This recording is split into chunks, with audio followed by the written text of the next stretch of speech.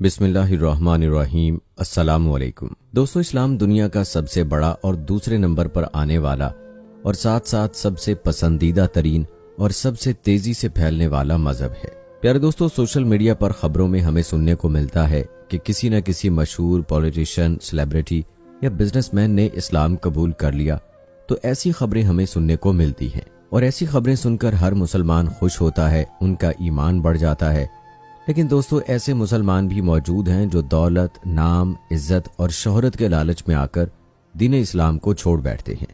आज की इस वीडियो में हम 10 ऐसे बदकिस्मत लोगों का जिक्र करेंगे जिन्होंने महज चंद रुपयों, इज्जत और शोहरत की खातिर दीन इस्लाम को तर्क कर दिया, या यूं कहें कि अल्लाह ताला ने उनके दिलों से ईमान की दौलत को निकाल दिया। नंबर 1, सैयद वसीम रिजवी। प्यारे दोस्तों, सैयद वसीम रिजवी वैसे तो मुसलमान था और अपने भड़काऊ बयान की वजह से मुसलमानों के खिलाफ जहर उगलने से हिंदुस्तान के मुसलमानों के गुस्से की वजह बना रहता था। उसने नाउज़बिल्लाह सुप्रीम कोर्ट में कुरान मजीद के अंदर से 26 आयतों को निकालने की मुहिम चलाई थी, जिसे सुप्रीम कोर्ट ने खारिज किया और इस्लाम से निकलने के बाद यह मुसलमानों के खिलाफ गुस्ताखी भरी बातें करता रहा। उसने पैगंबर खुदा हजरत मोहम्मद सल्लल्लाहु अलैहि वसल्लम पर एक किताब भी लिखी जो गुस्ताखी से भरी है, नाउज़बिल्लाह।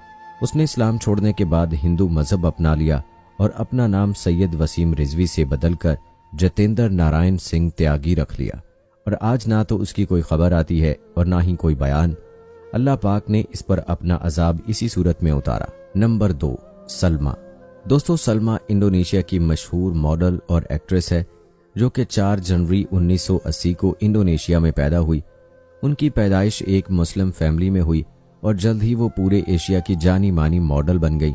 साल 2010 में उन्होंने बाली के शाही खानदान में शादी करने से पहले इस्लाम को छोड़कर हिंदू मजहब अपना लिया और शादी के बाद अब तक उनके 2 बच्चे पैदा हो चुके हैं। नंबर 3, हरिलाल मोहनदास गांधी। दोस्तों, भारत में गांधी के नाम से मशहूर इनके सबसे बड़े बेटे हरिलाल गांधी की कहानी काफी अजीब है। हरिलाल गांधी 23 अगस्त 1888 को पैदा हुए और साल 1936 में हरिलाल गांधी की उम्र 48 बरस थी कि उन्होंने पब्लिकली दीन इस्लाम को कबूल कर लिया और अपना नाम बदलकर अब्दुल्लाह गांधी रख लिया।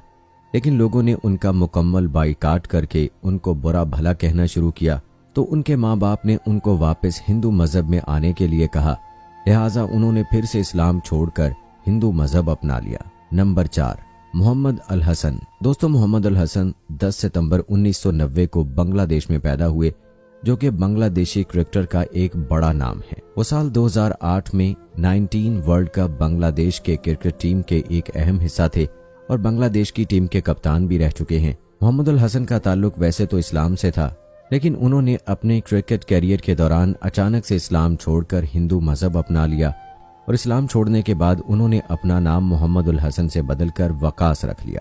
नंबर 5, जोया अख्तर। दोस्तों, जोया अख्तर 14 अक्टूबर 1972 को भारत के शहर मुंबई में पैदा हुई, जो कि एक मशहूर राइटर होने के साथ साथ बेहतरीन डायरेक्टर भी हैं। उन्होंने बॉलीवुड को अब तक बहुत सी बड़ी बड़ी फिल्में दी हैं। जोया के आबाओ अजदाद नामवर स्कॉलर्स में से एक हैं और जोया भी एक मुसलमान के तौर पर ही पैदा हुई थी। लेकिन सबसे पहले जोया के वालिद जावेद अख्तर ने इस्लाम को छोड़ने का ऐलान किया और उसके कुछ अरसे के बाद जोया ने भी इस्लाम को छोड़कर लादीनियत को अपना लिया, यानी उनके मुताबिक इस कायनात का कोई खुदा नहीं है। अस्तगफिरुल्लाह, माज़अल्लाह। नंबर 6, जुबैदा बेगम।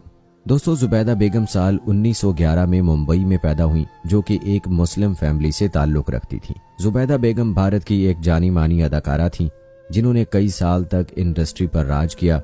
उनकी जिंदगी से मुतासिर होकर ही साल 2001 में जुबैदा नाम से एक फिल्म भी बनाई गई।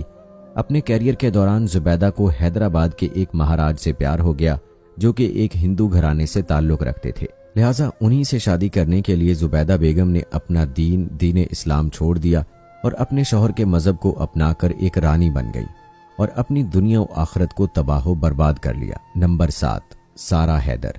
दोस्तों, सारा हैदर पाकिस्तान के शहर कराची में पैदा हुई, जो कि एक सिंगर होने के साथ साथ म्यूजिक कंपोजर भी हैं।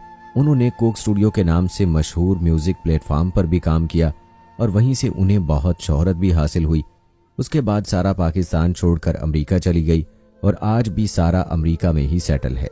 मुस्लिम फैमिली में पली बड़ी सारा ने अमेरिका जाने के बाद इस्लाम को छोड़ दिया और आज वो अमेरिका में x Muslim of north America के नाम से एक एनजीओ चला रही हैं, जिसमें वो लोगों को इस्लाम छोड़ने और उनकी माली मदद करने में उनका साथ देती है। नंबर 8, चंद्रमोहन। दोस्तों, चंद्रमोहन इंडिया की हरियाणा स्टेट के डिप्टी सीएम रह चुके हैं, जिनकी मजहब की दास्तान काफी कॉम्प्लिकेशंस का शिकार है।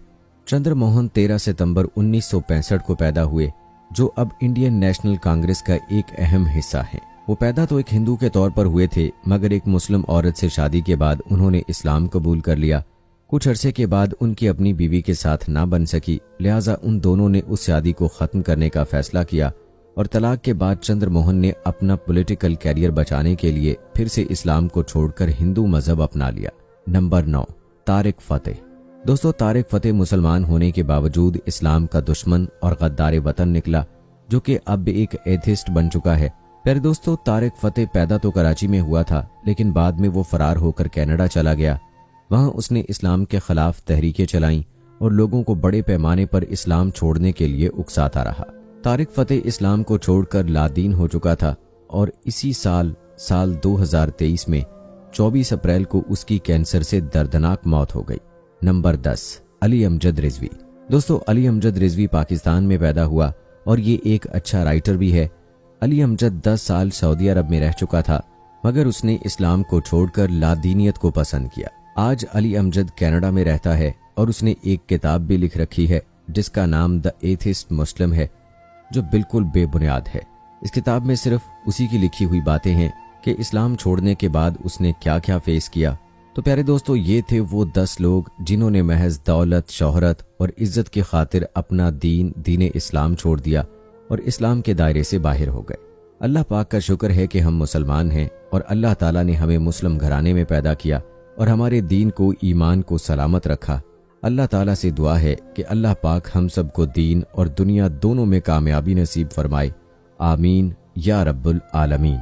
उम्मीद करते हैं दोस्तों कि हमारी आज की ये वीडियो आप सबको जरूर पसंद आई होगी। वीडियो पसंद आने की सूरत में इसे लाइक करें, शेयर करें अपने दोस्तों के साथ और नीचे कमेंट्स में अपनी राय का इजहार लाजमी कीजिए।